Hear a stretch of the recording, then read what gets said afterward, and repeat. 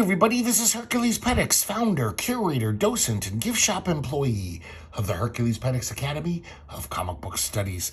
Today we're going to be looking at Know Me. Know Me was an interesting anthology published by Profoundly Hill, Jason T. Miles publication house. This was published in 2013, and technically it's one anthology, but it was printed as 3 little mini comics. Give you a size scale here. There's my hand. Oh my God, my hand looks so wrinkled and terrible. I'm getting old, or I am old. But it's a really good collection of artists. I think Jason just reached out to everyone he knew in the comics biz, and he knows a lot because he used to work at Fantagraphics. And there's some great names in here, and just some really interesting comics from people I never even heard of. But really beautifully made. Each cover is, I believe, silkscreened. This one looks like it actually just has paint on it, like they were individualized. I don't know, though. For sure, though, there's a sticker on number 1. I kind of doubt that Jason bought like 100 of the same sticker, so I think every issue is different, slightly different, you know? But this one, look at this. I don't know if you can tell here. It's printed on a file. You know the cardboard files that you put papers in a file cabinet? This is that. He cut these up, I guess, and printed it on that. Very strange. Okay, let's crack these open. I believe this comic is called Know Me because Jason Miles usually puts his own work, in his anthologies. He's a great cartoonist. But this one doesn't have any Jason Miles. And so I'm wondering if that's why it's called Know Me, because there's no him in it. But I think he might do the covers, because the covers aren't credited. I mean, whoever did these designs, this could be Jason, but as far as, there's no credit. So, really nice, kind of just, I don't know, modern art, abstract art, all the covers. Here we have title page. And we start off with a Josh Bayer story, a series of essays on conflict and self-expression. And it looks like Josh Bayer just found like some old interview or an article by Joyce Carol Oates, the author, and took some of her quotes and put them into comic form. For some reason in this one, she's, I don't know, wearing, is that Spider-Gwen? It's almost like Spider-Man, like this weird mask she's wearing for no good reason. And she's basically just talking about art and writing and how, This next one is also Joyce Carol Oates, but drawn in with a totally different character design. Very Josh Bayer, big chunky people design. This is another Joyce Carol Oates thing, talking about Philip Roth. And this one's really interesting. I assume it's from like Ric Flair's biography. It is. It's from his book, To Be a Man. And he tells the story about how once he was tag team wrestling with his son. They were a team, his son David.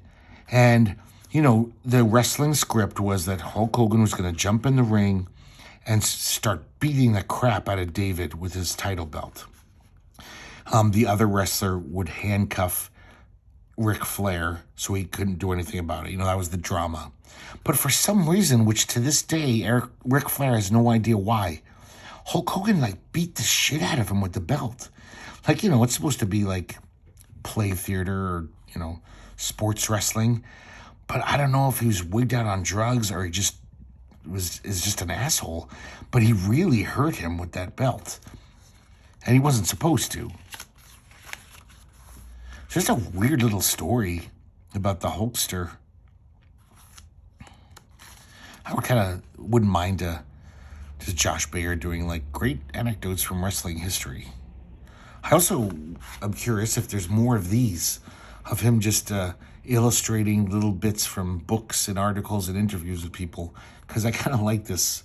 I could read a whole book of this kind of stuff. Next, we have a one-pager from Marc Bell. The Capital Region, consumers have a choice. Year-end profits, $6 billion. Completely incomprehensible, like most Marc Bell, but just it's so fun to look at his little whatever the hell these things are. This next one is Jean-Michel Bertoyas. And this is a pure abstract comic. It's I guess there's some sequentiality within the panels or between the panels, but it's kind of hard to tell because it's so abstract. I kind of like stuff like this though. I don't know why. It's like reading like a really avant-garde poem where it's all about just the language, word choices. It might not make any sense, but it's, words can be beautiful the way they're strung together. And this is just like that with art. I don't know what the hell this chunky thing is in the sphere. I don't think you're supposed to know. But it's kind of fun to look at and ponder. Oh, we have a nice pinup from Jim Blanchard. Asanuma died for our sins. He's so good at just portraiture. He's really just a really good artist. We have a pinup from Nikki Birch. A kind of creepy image. Really bizarre. Next we have Jem Millar in Occupy a Building. And this is a comic from Ben Bush. I've never seen Ben Bush before. Really like his style. Really good stuff. This comic is a pretty just like absurdist humor, kind of little comedy. It's kind of played for the yucks. We see this artist type, and this official comes to his door. I'm not sure if he's a policeman or a security guard, but he has some kind of authority. And man, look at this great cartooning. Totally reminds me of like Danny Hellman or someone. Just like really just a great style. So just the dialogue is all very humorous, Man, I love this little cityscape here, the way he draws these buildings.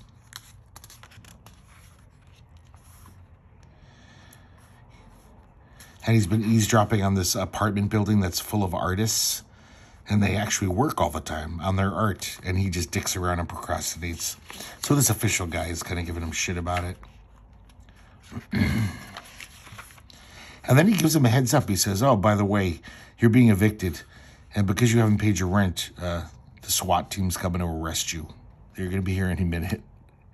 And they break down his door and totally bust him. Really good sound effects and lettering throughout. I definitely want to see more from this guy. We have a pinup from, this is Adam Buttrick.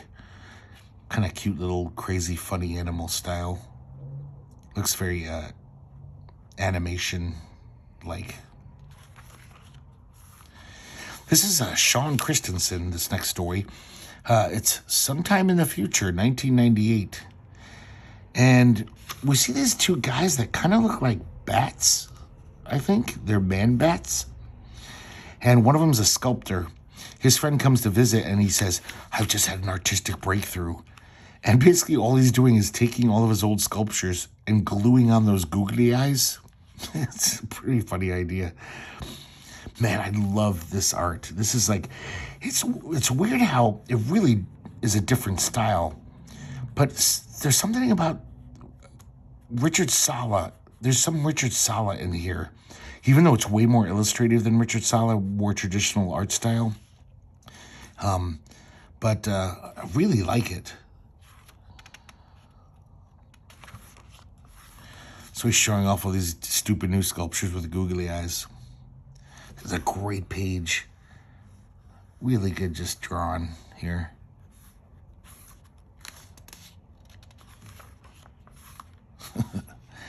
And then it jumps ahead to 2006, and this sculptor is now a teacher, an art teacher. And he seems like one of those art teachers who just wants to talk about his own work. It sounds like he probably didn't do well as an artist. So now he teaches. Really good stuff. Speaking of good stuff, here's a Knife Lonus by Chris Cajero Cilla. And this was pretty funny. We see these two Viking guys, and I don't know why, but I think it's inherently funny to see a Viking in glasses. I never had before. This guy just looks so funny to me. And They come upon this old guy, and they say, "Has anyone around here? Is there anyone around here that has a snake as their symbol?" We see this amazing temple. And the old man says, "Well, the death cult in the cursed tower uses snakes in their rituals." His dog friend says, "We hate them. They murder virgins and throw their garbage in the street. They worship an evil god. Their crest is a serpent entwined with a sword." And we see it. The towering temple is a constant symbol of fear and death. Please help us. I just noticed his hat keeps changing with band logos. It was Hawkwind earlier, now it's ZZ Top. And then the old man says, "Oh, wait, there's also Dr. Wiggleworm. He has a snake wearing a top hat on his business card." That's funny. Good stuff. Here we have a nice pinup from Max Klotfelter. I've never seen him draw this like tight. And I don't know, his comics, I love his comics. They're obviously, he puts work into each panel. Lots of stippling and effects, shading effects. But this is just so different looking. Really cool. I really like this art. Very surreal. Kind of great little page there. Next we have Mark Connery. And this is just some, I gotta say, some slapdash stuff. And, I guess that was it. It was one pinup. Next we have Scott Davis. Very interesting style. Looks like if some fine artist wanted to make a comic.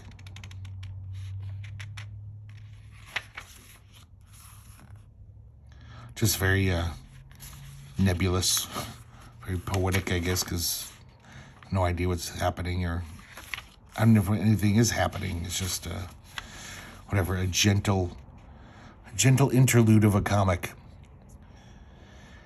Next we have Mark Decter. I don't know, kind of slapdash too. Just a doodle from his notebook, I think, with little Pac-Man creatures. And now we have this page. Here is Garrick John Druss. So many of these guys I'd never heard of.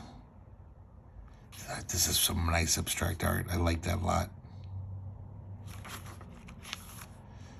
I guess I like abstract art when it's not slapdash. It looks like, even if it's just a bunch of whatever, straight lines, it's like, oh, this person thought about it, did some work. There's another one.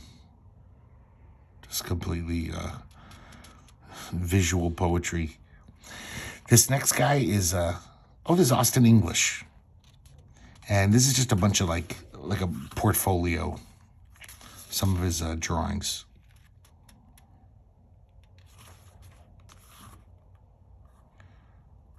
Yeah, kind of interesting. Not my cup of tea.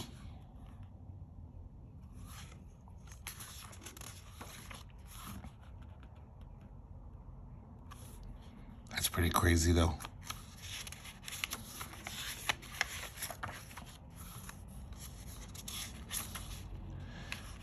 There's a lot of these.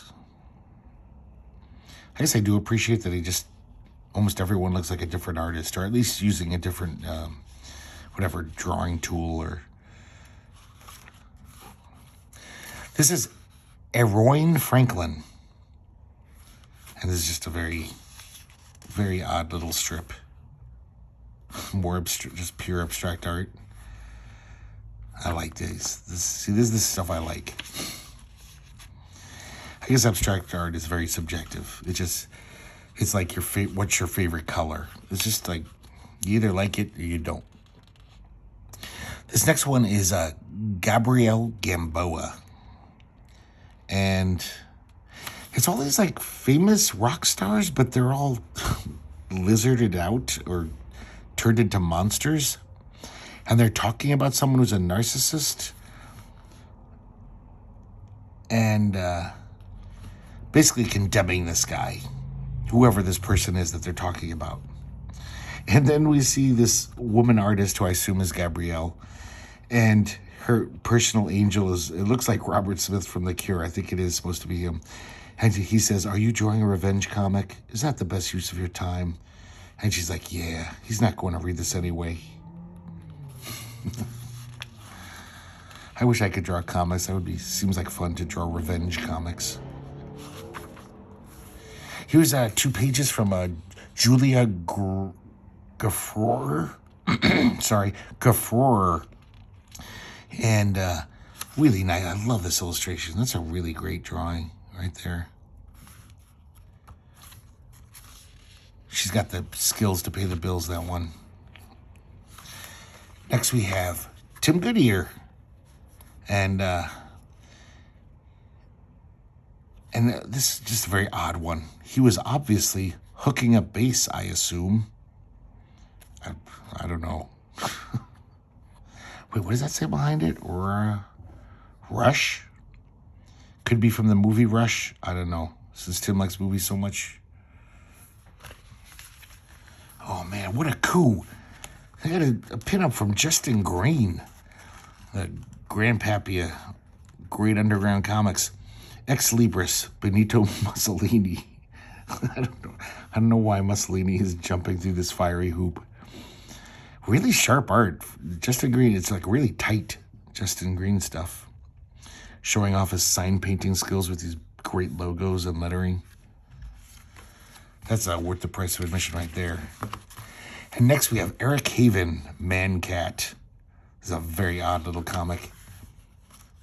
I think I've read this in one of the Eric Haven books. I think this was collected in there. Man Cat is such a creepy design. Something really just wrong about the way he looks. So we just see Man Cat rummaging through this house. I don't know if it's his house. And just peeing all over, drinking milk. And then he pulls a gun out of a drawer and blows his head off. But then it gets even crazier. So then where his head used to be, this giant monster head grows out of it, and it keeps growing and breaks through the roof of the house and flies away. Something very nightmarish about this, like the logic of this quote-unquote story. You know, it's just like, this is like, I had a nightmare like this once, I think, but I can't remember. And then the flying monster with his laser eyes sets fire to the whole town, it looks like, and flies off. Man, it's such a weird comic. I love it, though. Next, we have this guy, Cameron Hockey. And one other guy I never heard of. Kind of nice. I don't like how computery it looks. I mean, maybe I'm wrong, but it totally looks like it was drawn on a computer. But it looks like he's good with the lines. Next, we have Megan Hogan. And this is a very dreamlike, weird strip. In fact, the character looks like she's dreaming in this strip. Really pretty strong drawing chops there. This weird, like, insectoid pretzel is flying towards the sleeping woman. That's a great design there. That's a really interesting looking object. And I assume it's about to attack her, or I don't know. It's laying on top of her. That's it. Next we have, this is Rain Hogan. I like these just little, just nice, the watercolor-ness of these. That's not even, should never be a word, watercolorfulness. But just, it looks nice. Very, once again, a very, like, just a little visual poem or something. I'm not even sure if there's anything to get. So weird, like, why do I love this page? It's almost like a Japanese letter. And then it's repeated.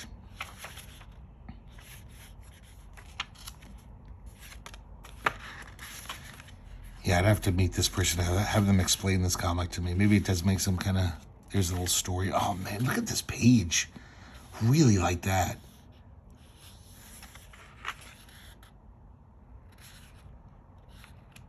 Nice stuff.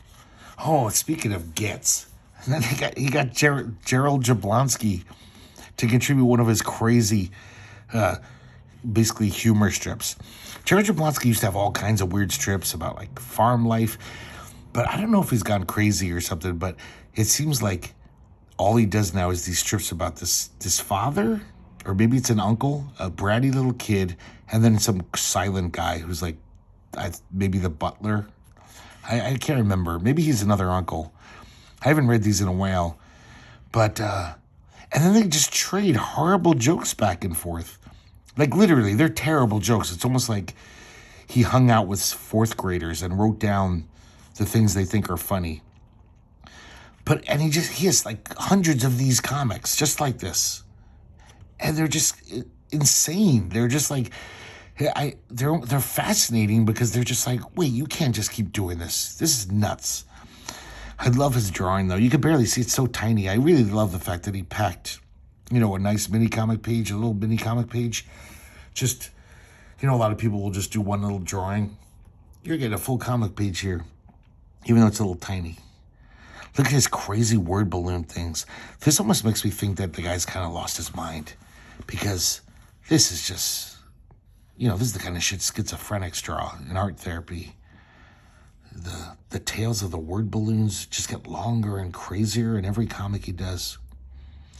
Yeah, you got to read some Gerald Jablonski. His stuff is just obviously a very unique point of view and a way of looking at life. But I don't know. I think he's probably insane. I don't mean to slander someone, but that's what it looks like. Now, this is the second part. Another nice silkscreen, I think, cover. Okay, so we start off with just getting my little computer there. Dunja Jankovic. And this is like, totally reminds me of stuff you would have seen in like fanzines in the 80s. Lots of photo manipulation, collage with some like, to be honest, not great artwork mixed in.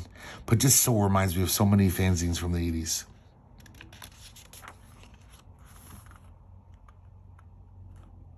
This is pretty interesting, though.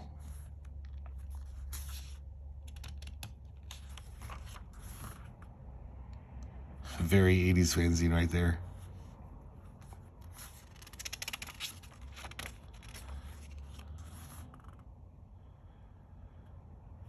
Pretty crazy. But there is actually some sequentiality arrives. I don't know why this page is very striking to me. it's basically nothing, but. So then we start seeing this diver tumbling through space. He's manipulating the photo, making it kind of warp.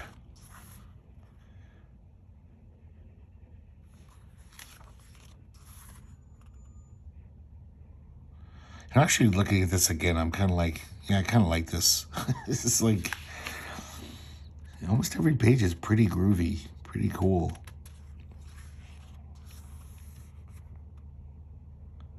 Here's that I guess she's not a diver, a tumbler, like an acrobat.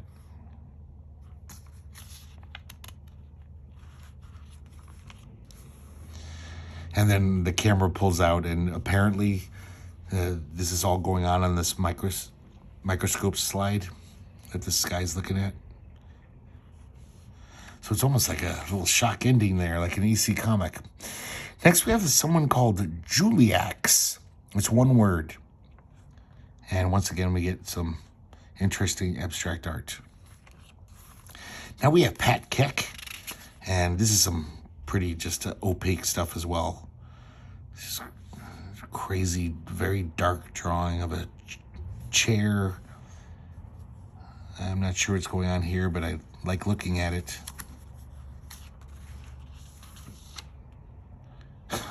I don't know what that is either, but I really like it. That's a great drawing. This next one's called I'll Kill a Bitch, and it's by Keenan Marshall Keffler. Oh, I'm sorry, Keller. And we see like the police are surrounding a house. Someone's got a hostage in there. Oh, I'm sorry, it's not a house, it's a Golden Corral grill. And this half-naked woman has got another half-naked woman on her knees at gunpoint. And she's just ranting. I am the key, she is the door. So the police are trying to get a clear shot and take her out. And they do. But as they shoot her in the head, she shoots her hostage in the face. So then the hostage, we see she's basically got just a neck hole. And these weird emanations come out of her neck. Wow, wow, wow, wow, wow. And this giant tear in reality is formed where her head used to be. And then it says, and then our world ended. Very strange stuff. This is David King in his great cartoony style. Also very nebulous.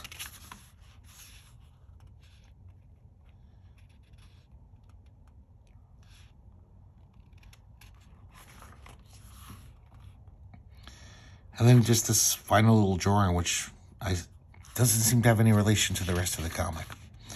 Next, we have Bobby Madness, another Portland resident, and just doing 4 different pinups / strips, you know. That's some nice stuff.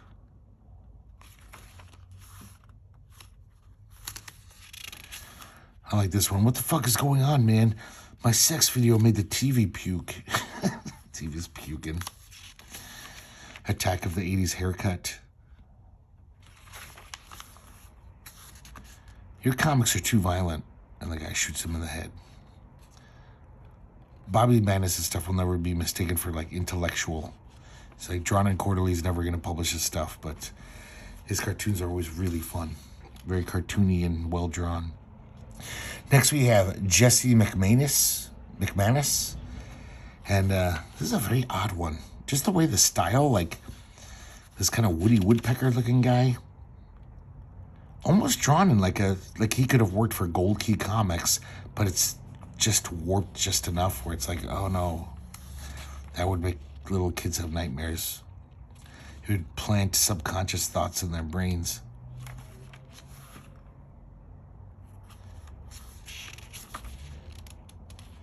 I don't know what this is about at all. He has to put his credentials in this slot, this computer tuba. He's processing his information. He sees this dog trying to get his attention. And then after the computer tuba processes his information, he says, "You have been decreed unsuitable for all activities."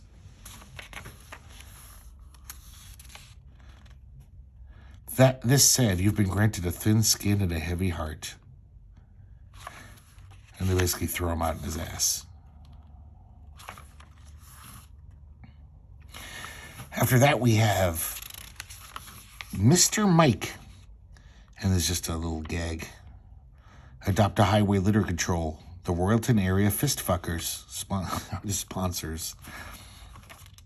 Yeah, not so great. Then we have another one-page pinup from Lane Milburn. Kind of nice drawing. And we get a Tony Millionaire drawing.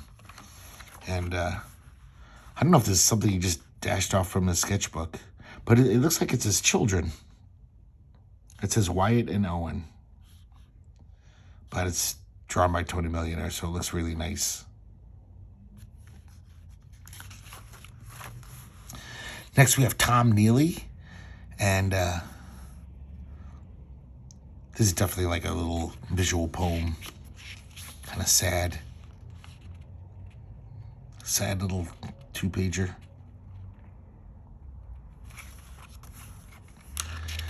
This is Andy Nukes. I don't know. Kind of fun style there. Like the inking. After that, we have Virginia Payne. And yeah, there's I guess that's it. This is Mark Palm. Just doing a little pinup. Pretty nice, pretty weird. And this next one is Leo Cuivreau. Totally butchering that, I'm sure. It looks French. This is a very, very odd comic.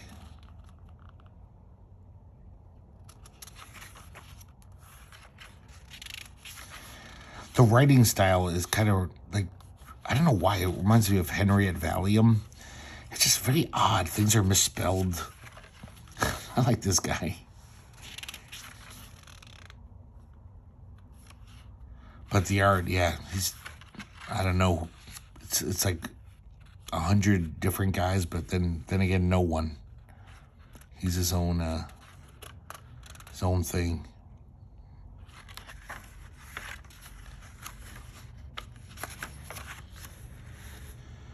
Very strange stuff. Then next we have another mini portfolio by Luke Ramsey. He's pretty good. I like that he's definitely putting the work in.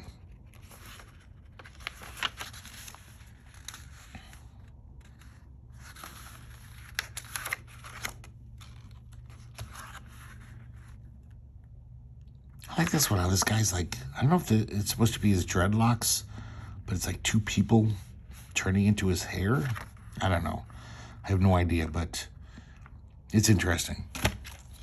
Oh, the file thing just ripped off. Okay, now we have the third part of this issue, and another interesting silkscreen cover.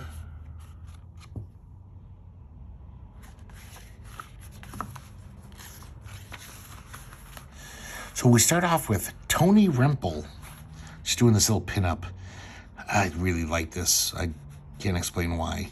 This is pretty damn interesting art.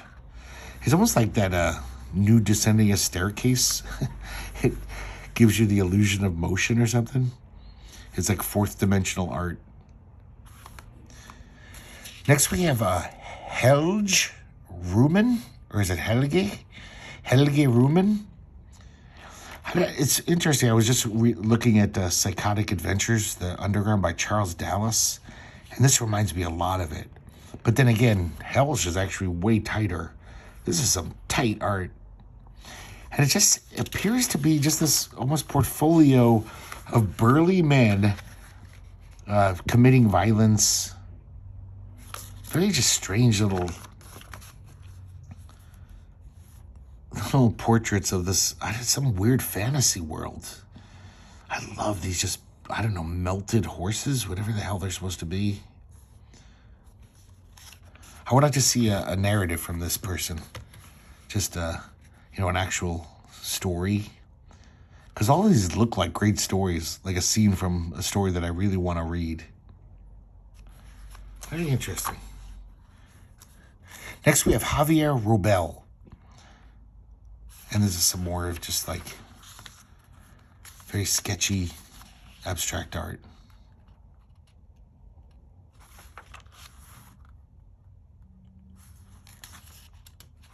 Yeah, I don't know what to think. It's definitely interesting.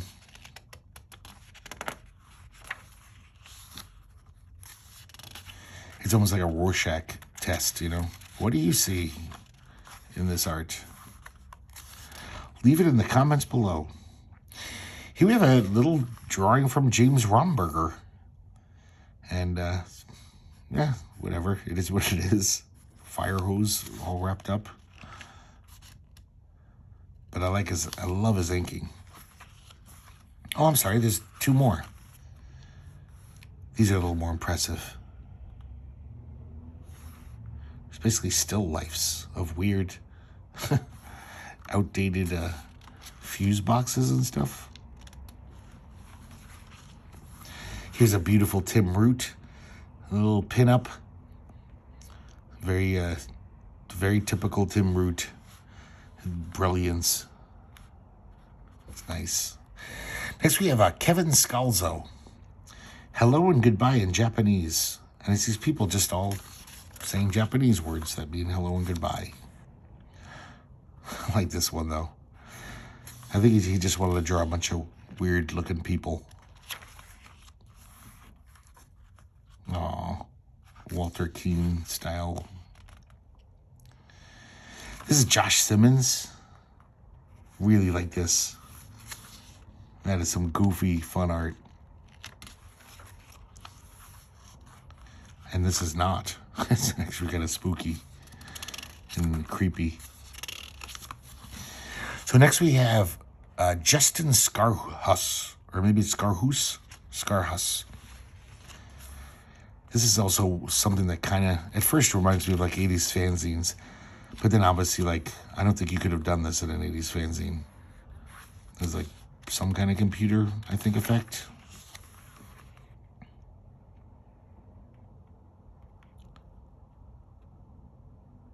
The comic itself is kind of, I don't know, opaque.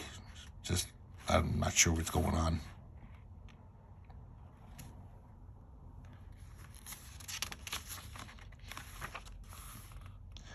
But then again, I'm not that bright, so maybe you're figuring something out about this comic by looking at it that I can't see.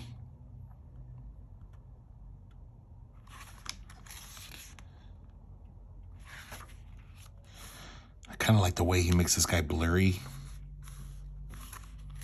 It almost looks like a special effect.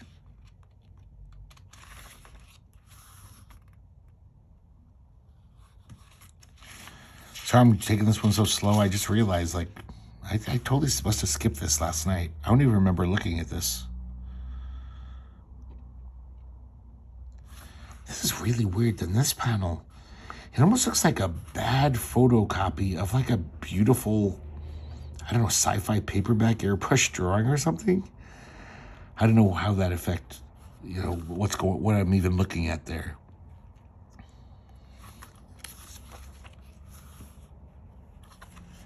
Wait a second, is this the same guy still? Yeah, this is a long one. And then it totally changes in style, it looks like. Well, not really. But, you know, it doesn't have that weird special effect on it anymore.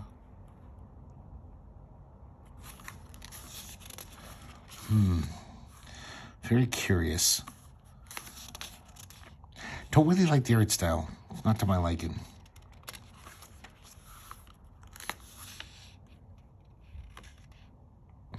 Now we have Ted Stern. A couple of drawings from him. Ted Stern is, I think he's a fine artist. He does paintings and stuff. And this looks like he's working out some, you know, sketches for paintings or something. Just some kind of interesting looking modern art type stuff. Or surrealist stuff. Next we have Connor Stetschult. I don't know. I've never read or looked at a comic that has so many hard to pronounce names in my life. There's a lot of weird names here. This one's really interesting. Once again, I have no idea what it's about, but like the way he draws this guy, with like a solid head, and then this, once again, it looks like some cool special effect in a movie or something. I like this too. It's weird because I just looked at Asterios Polyp a month ago, and when he's talking about how we all see things differently, our subjective, you know, point of view, looking out at the world, this totally reminds me of that. Where like it's a totally different art style for each person in this comic. God, it's just so weird.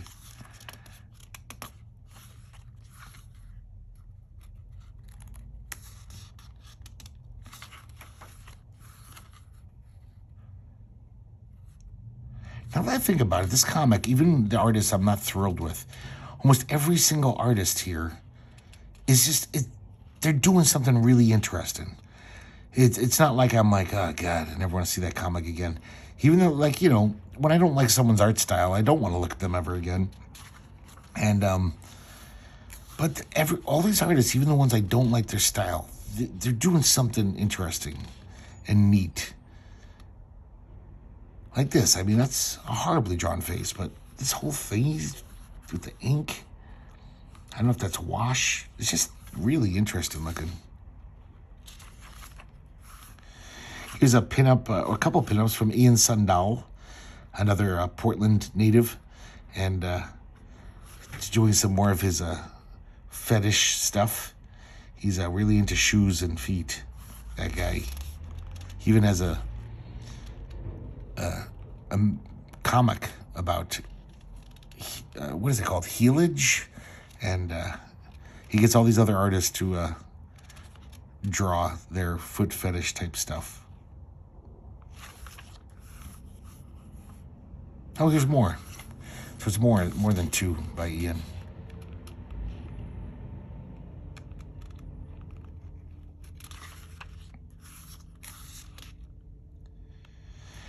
Then we have Tom Van Dusen, a little pinup, kind of cute one. All these cute dogs dressed up, dancing with each other. And then we have Noah von Sciver. This is a very weird Noah von Sciver one. Almost reminds me of some like weird student film. And you take, college. Blair Wilson doing some, just looks kind of like op art, some design work. Alex Wood Storm.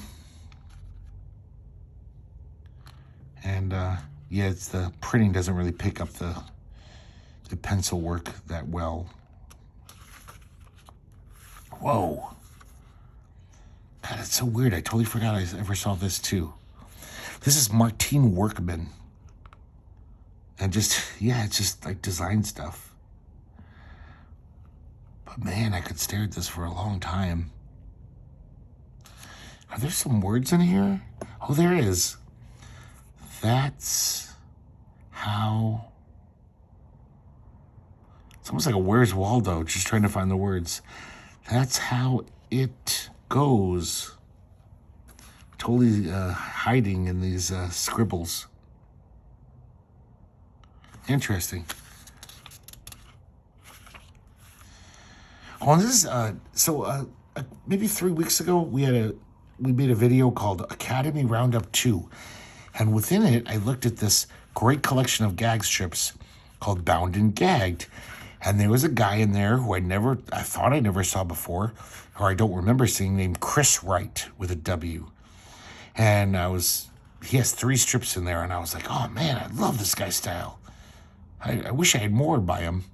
And then last night I was like, oh, I do have more by him. This is Chris Wright. Man, this is a very just abstract one. I love his cartooning, though. He's so good. And I only have, basically all I can remember is 2 short stories by him. I hope I have some more of him lurking in my collection somewhere. For all I know, I might. I don't know. Look at this stuff, just so fun. So great, though. I love it. It's like some amazing children's book illustration, but from a dimension where we didn't care about children having trauma from looking at things they shouldn't look at, that are scary. And then we have Sophie Yanow, Tell Yourself a News Story. Yeah, it's kind of worthless. Then we have the little contents. That's the one thing I don't like about this, is that the credits for all 3 parts are all in the last one. So when you're reading one, you can't just go to flip to the back and see who drew it. But I guess the thing is supposed to be read as one whole unit, so that's just me bitching. So there you go, guys. I hope you enjoyed looking at these. These are a really nice collection. I doubt these still exist. I don't know. Look up the Profanity Hill website, if there is one. Maybe he's still selling these.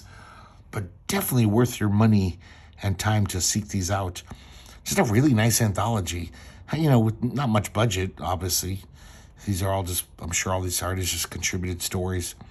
But Know Me it's just Know Me, part 1 through 3. Oh, I guess that's it, guys. And I hope you like looking at it. And I hope to see you next time here at the Herculespetix Academy of Comic Book Studies.